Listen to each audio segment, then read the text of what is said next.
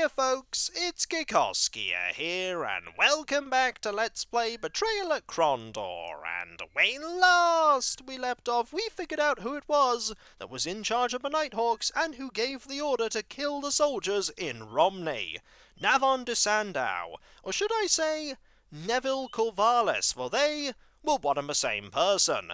Turns out Count Corvalis figured out that he wasn't actually the father of Neville, and he planned to kill him by doing the whole locking him in the cellar and then having a cave-in happen and then going, "Oh no, he's dead!" But Neville survived and used the spyglass to win over the Nighthawks and gain control of them. And now he is dead. We have his key, and we can use that key to gain access to that place in the Waterfall complex that we couldn't get to before. But before I do that, I'm going to waste a couple of 100 sovereigns by going to Krondor. It's 151. Let's go!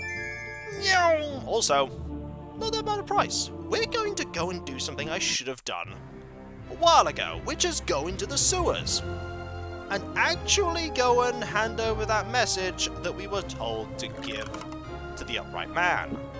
So let's go in. A figure moved in the tunnel. Seemingly having appeared from nowhere, a young boy halted before them before they could make a move any further ahead. "You'll have to go about your business elsewhere, blokes. I'm not to let as much as a gnat pass me tonight, or any night soon, or for any amount of money. The Thieves' Highway is closed." "What? Not even for a tax? Something fairly serious must have happened down here. If you're any friend of the Mockers, you'll understand what I mean when I tell you it's a matter of family business. Meeting at Mocker's Rest." "The upright man?" "You haven't heard it from my lips. I'm just a night watch, and a stupid one at that." "I understand. Who do you think was responsible?" "The same one as clapped hands on you a few months back. Whoever it was must have had a hand on the inside. The upright man was poisoned. In the Rest, they're calling him the Crawler. Still don't know what exactly he hopes to gain. We'd never submit to him after all he's done to us. Sooner see him dead than in charge of things." "Oh dear. I've heard there's a portcullis down here that none of the Mockers can open. Can't pick it, can't break the locks. Is it true?" "Might be. Might be pigs can fly, who's to say? Why are you interested? You're no son of the sewers. How did you hear about it anyways?" "Let's just say I'm a friend of the family. I was just wondering if anyone ever found a key for it." "Isn't no key I know of. At least not one a body's snitched about. If you want my opinion, there's nobody that can get the Eternity Gate opened. Impossible." "Let's talk about items. Have you taken anything off the men who were posing as Mockers? They're not much for carrying treasure, but yeah, I found a few nice bits. Tumbled a corpse I found near the sea gate just this morning. If the price is right, I might be interested in buying the booty from you." "That so? Well then, my price is 100 gold. 100 gold? You said they didn't carry anything of value." "Seems it's of value to you, and I say it's worth 100 sovereigns if it's worth a pence. Deal?" Sure. It's robbery, but we'll take it." "Good then. I'll get my satchel for you." "What else?" "We spoke to Lysel Rigger, and he told me to tell you that he's confirmed the upright man's suspicions, but he says that the Crawler is not Jocko Radburn." "That at least is a relief. Leastways we know where they're coming from for sure now. Did he tell you anything else?" "He said something about a reward." "I'll give you the seal he asked for, of course. If you ask me. It's a piddling price for it. Me, myself, I don't think I would have asked for anything less than a shiner, and a good quality one at that." "Let's talk about keys. How many keys do you have on your ring?" "Good thief don't need 'em. I knows when somebody left a shutter on a spring or a door off a latch. Got a keen eye. I'm all the better without having to depend on them, as I see it.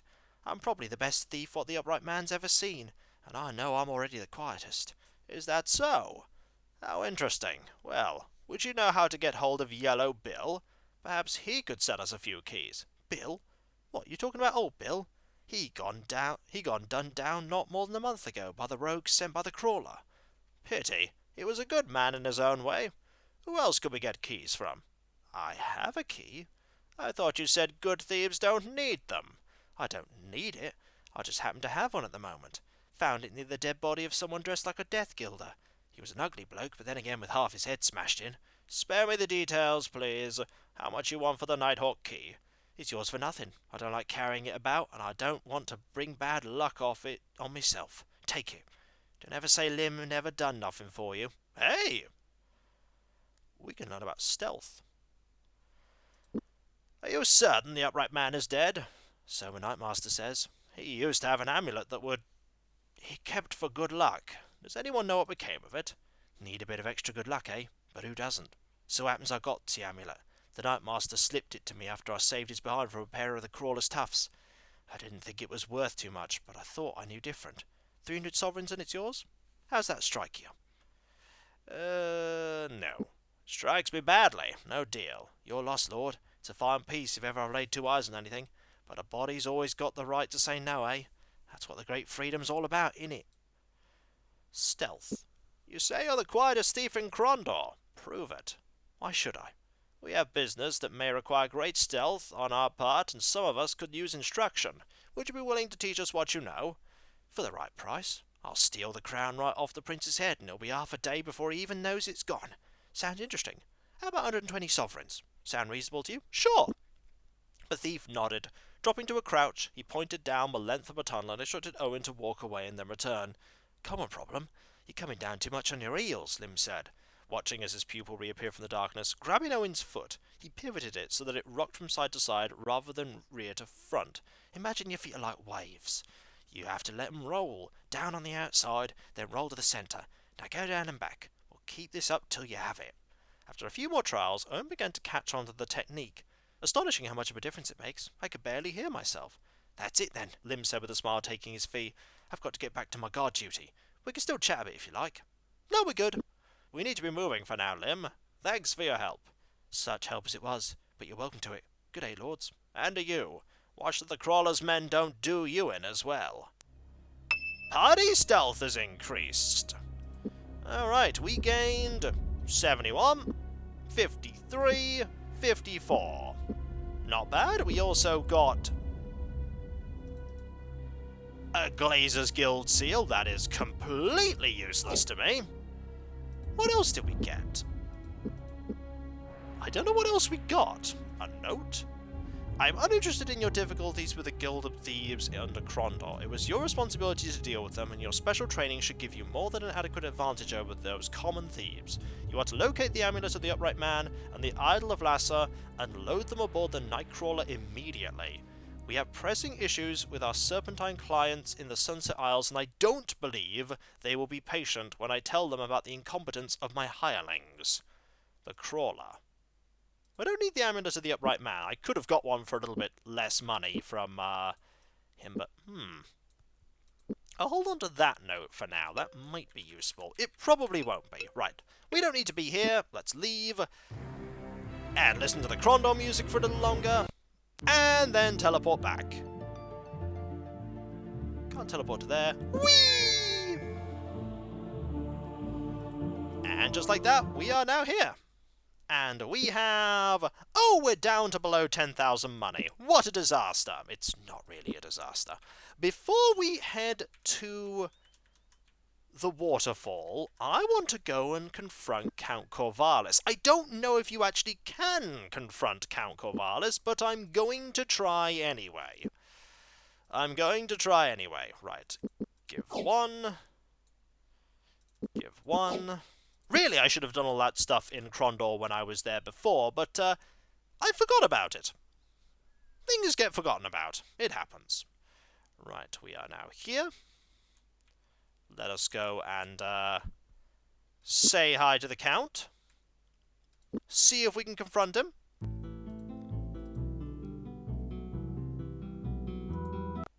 Nephew, senior, elven sir, is there any other way that I may help you? I want a direct answer from you, Count. Do you have any association with the Guild of Death? Yes or no? What nonsense is this? Why should you even believe it possible? Navon Sando told us you had hired assassins on many occasions. As bodyguards? Who better to hire to watch me than those who've made a profession of stalking others? But I've never employed a member of the Guild of Assassins for any other cause. Those of my employ guard my estates and the persons of myself and my daughter. Nothing else. How did you manage to contact these men? I asked the priests of Kahuli to send the men to me, so I never knew how to contact them directly. After the keep burned down, I asked for more help. The priests told me the Nighthawks have fallen into disfavor with the temple, and that they could no longer summon them to service. Interesting. So, we can't actually talk to him about the evidence we uncovered, which is interesting. He'll never know that we know. Probably for the best. He'll just probably be happy that Navon de Sandow is dead, and while Eugene will be likely very upset with the news of de Sandow's disappearance, it's ultimately for the best. Right, this is the way to the waterfall, and we need to go here. Okay. Waterfall.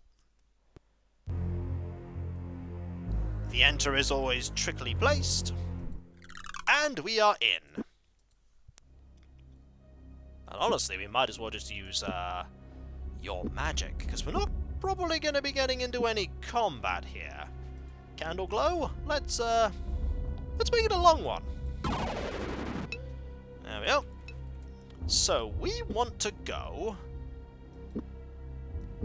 Now, I could just go straight to where I need to be, but I'm sure that there's at least one location that I haven't gone and explored fully. So let's be absolutely thorough.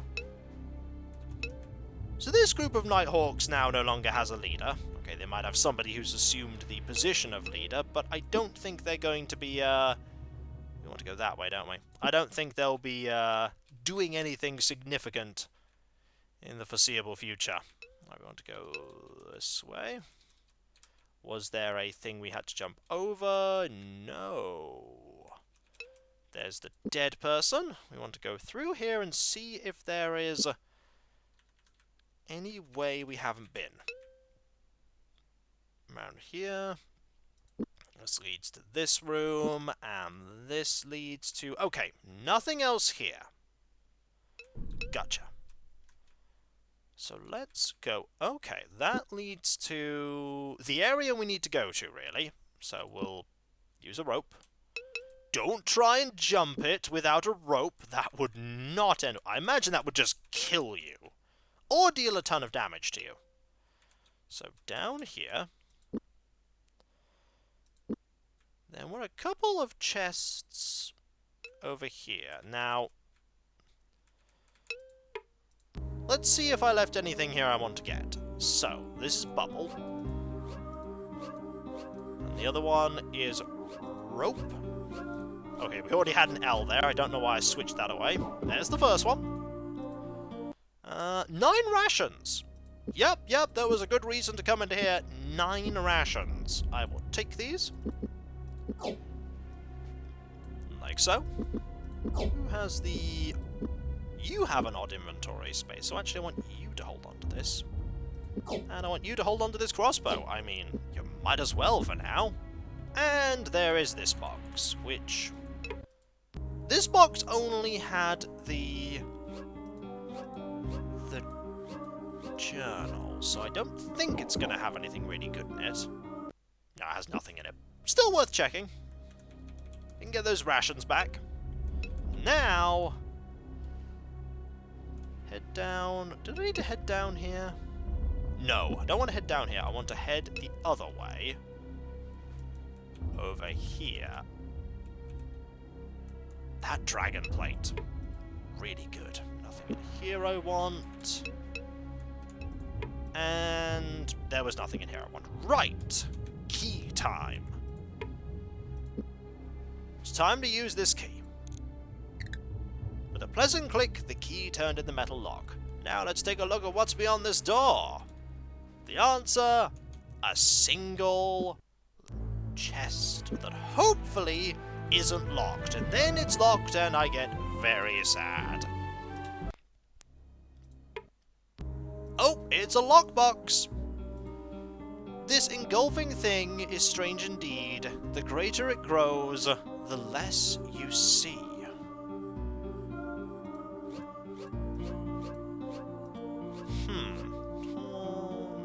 No, it's not a tornado. It's not a tornado. That was my first thought. That was my first thought. be?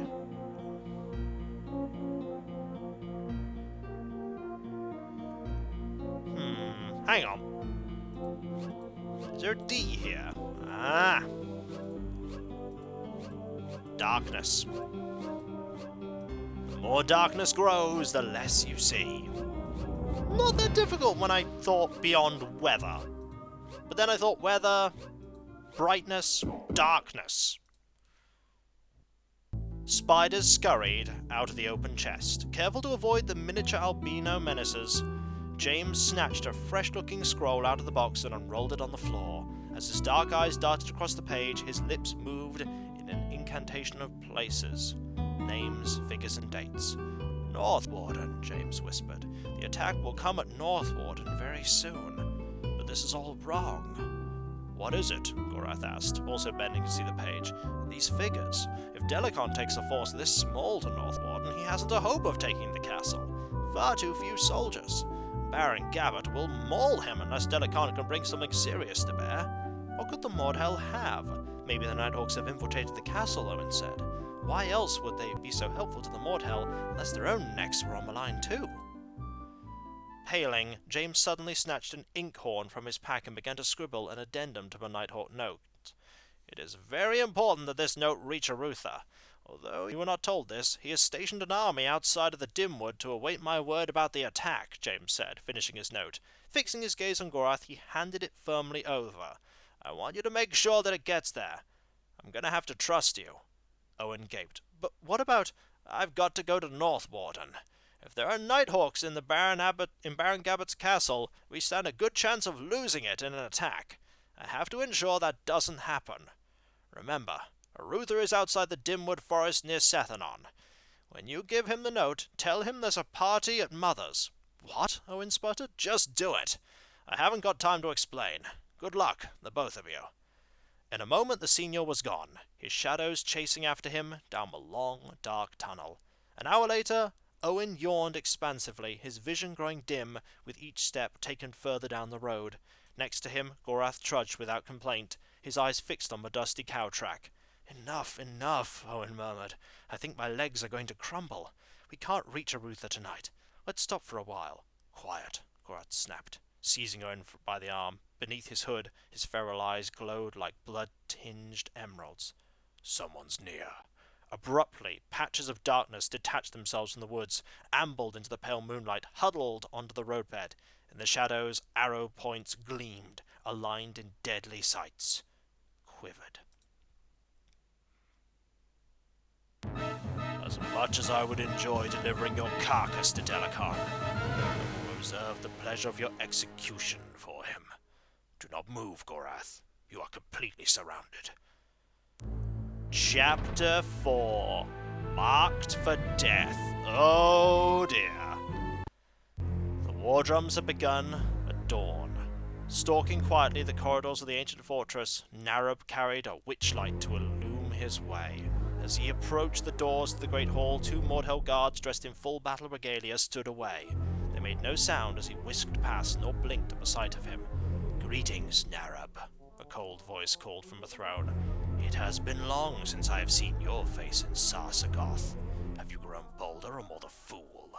Narab knelt at the base of the throne and kissed Delecon's foot. That is for you to decide. If my words are not to your liking, then my life is yours. It is already mine. Delecon's wolfish eyes blazed in the darkness. Speak, he commanded. I have returned from a journey into the kingdom. I bring a prize. I have no interest in valueless baubles. This is no bauble, Narab said, cutting off Delecon, and I think you will find it is of great value. I would have named this thing. Yes, my lord. Its name is Gorath. Narab sneered pridefully as he awaited his leader's praise, awaited the words that would restore his place in Mordhell favour, and rescind that order of death on his head, the order of death on his head. Perhaps he would even have a place among the new lords. Delecon lunged from his throne, his razor-edged gauntlet tilling a bloody seam across Narab's face as he lashed him backwards. You wrecked everything, you dog! Delecon beckoned. But I brought back the enemy from the Northlands, Narab sputtered, blood dripping from his torn lips. With Gorath captive, we can proceed with our... You know nothing! Narab retreated, suddenly aware that his efforts were wasted, that his oath of loyalty meant nothing to his hateful lord. Resolutely, he stifled a flash of pain as the Mordhel leader thundered towards the door. "And what of my life?" Narab whispered. Halting, Delecon turned and hissed, "It is forfeit!" Owyn didn't want to be awake. Perhaps it was the drugs they had been given, or the endless walking that he'd done in the past month and a half. All he could think about was sleeping now, that restful non-existence that interrupted the beatings and the hauling and the exhaustion. He just wanted to sleep, but that irritating jangle wouldn't let him. Where was it coming from? "Gorath?" Owyn asked. "Are you there?" Suddenly the jangle rattled louder, this time accompanied by a loud creak and a flood of torchlight as bright as the sun. Out of the glooming corona lumbered the largest Mordhel he had yet seen. "I see my assistants have been overzealous in their efforts to sedate you. It is proper to tremble when you are addressed by Delecon, leader of the unified tribes of the Northlands. We found this among your things, Kingdom Dog. Tell me where you were going with it." "We weren't taking it anywhere. We just picked up everything we could carry and ran. We needed gold." "A lie! The seal that the Nighthawks used for our messages was broken. The new writing at the bottom of the page confirms your guilt." "What does Gabbart's folly mean? Who are Arthur and Jimmy the Hand?" "I really have no idea. Someone else must have beaten us to it and opened the scroll before we got there. We took what we found and left before we got nabbed. Do you want us to cut you in on the booty?" "What I want is information. Your companion Gorath damns you as certainly as your lie does. Until he betrayed his own, he was second in power only to me. He shall die for his disloyalty. Since you choose to remain silent, I shall have your tongue and feed it to my rats. Have back your message, spy. It will do you little good in your grave." That's a laugh. Delecon stalked away. Still rattled by his interrogation, Owyn tried to collect his fuzz-coated thoughts into a coherent whole. Thankfully, his wits had provided the lies as needed, but only narrowly had he avoided the impulse to tell everything he knew. It was almost as if he was being prodded, coerced, bewitched. Magic? Astonished he had been unaware of it at the time, the boy looked again at the bulky warrior who now stood whispering over Gorath's limp form. At first he believed Delecon was incanting a spell, one perhaps intended to coerce the truth from his victim, but after a few moments it became clear the warlord was conversing with his barely conscious form. "No," Gorath croaked, shaking his head. "Plans unfulfilled," Delecon whispered finally. Abruptly he struck. Clonk! It was too much to absorb. Even if the events unfurling before him weren't openly damning, Owyn had seen enough to keep him swimming in a sea of doubts, all of them centering on the loyalty of his friend and travelling companion. Worse still, he had to deliver the message to Prince Arutha outside the Dimwood, and he would need Gorath's help to do it. Desperately, he wished he had time to sort things out, but time was the one commodity he didn't have. "Enjoy your deaths." "I know I shall." Delecon's scratchy voice snatched Owyn out of his thoughts, directed his attention to where the Mordhel stood in the doorway, gesturing to someone in the dungeon corridor. From nowhere, a monolithic door swung into place, and once again, the room was a land of shadows. Experimentally, Owyn struck the bars of his cage, knowing full well the corroded structure was too solid to yield. But even as his fingertips came away from the metal, the bars began a keening vibration, the iron harmonies evocative of distant temple bells. Someone was working magic, and it wasn't him. Whoa! Owyn wasted no time. Later he could debate to his heart's content about who it was that had set them free, and what their reasons for doing so might be, but at the moment he had no thought in him but finding a means to get them out of the darkened cell alive. Hurrying to Gorath, he freed him from his iron manacles and allowed the Mordhel to lean against his shoulder as they limped together towards the heavy dungeon door. Again tugging at the handle, they found that the lock was undone, another gift from their unknown benefactor. "What about the guard?" Owyn whispered, allowing Gorath to stand once more on his own. Gorath lifted his head and spoke, his speech still slurred by the drugs that had been administered to them. "Keep moving," he said, waving his hand at the door. "No one is there." Pushing out the door, they found themselves confronting a wide hallway with passages leading in 3 other directions. Escape from there. Oh no! We have a torch and no money. And a lot of stuff. Okay. Good. Good, good, good. Hopefully we have, like, all of our things? Because right now that's not a lot of possessions. I really hope the game has given me all of our stuff back, because if it hasn't, we've lost all of... Oh, we still have the spider. Interesting. We still have the spider. Okay.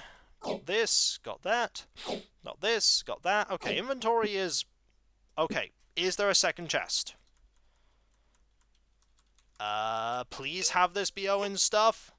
Hey, it's Owyn's stuff! I am so relieved that they let us keep our stuff. If they didn't have to. They didn't have to let us keep it. One problem now is that we don't have any lockpicks.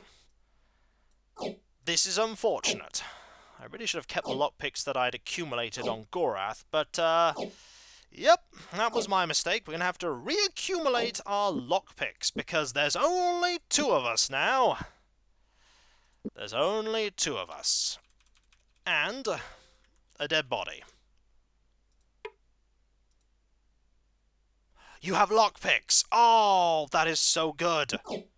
You have lockpicks. Also, you have armor, and rope, and... Okay, this is good. Okay, I don't need all this rope. You can have that back. And there's no real reason to train anyone up, really, especially. But we'll keep this stuff, just in case we need it. So! We need to get out of here. We don't know where we are, save in this dungeon, and so, when we come back, folks... Is Gorath working with the bad guys? I don't know. Owyn isn't sure. I have a hunch he isn't, and that Delecon is playing some kind of long game, but we are now short of James, which means we have to rely on Gorath's far less impressive lockpicking skill. Admittedly, it's 49%, but that is not 95. Hopefully we'll be okay. We do probably still have a lot of keys, and that's worth something. Also, no money. We have absolutely no money. It was all taken from us. Darn it. Maybe James kept all the money? No, James didn't keep all the money. We're broke! Woo! But we can earn more money with our barding. Hopefully. Oh, I hope so. And so, I'll catch you next time, folks, and I'll see you then. Later.